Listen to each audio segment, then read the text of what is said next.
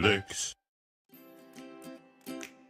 To start this conversation about brand architecture in higher ed, can you give us a little background on a branded house versus a house of brands approach? Branded house leverages a single master brand or parent brand across an entire organization and the organization's multiple offerings. For higher education, in nearly all cases, a branded house is preferred. It is much more efficient to build and maintain a single master brand than a house of separate brands. However, I should say that a branded house is much easier said than done. It's really hard to achieve a branded house in higher education, where you often have a culture of decentralization and decentralized structures.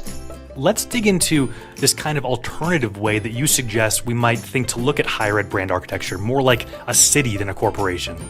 So we've established that the traditional branded house is the preferred way, but again, it's really hard to achieve.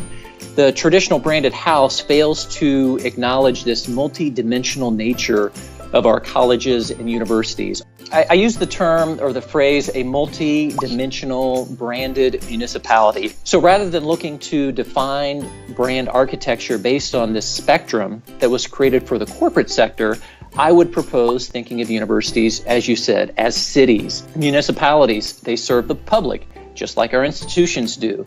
These organizations are multifunctional with everything from parks and recreation to public safety to sanitation.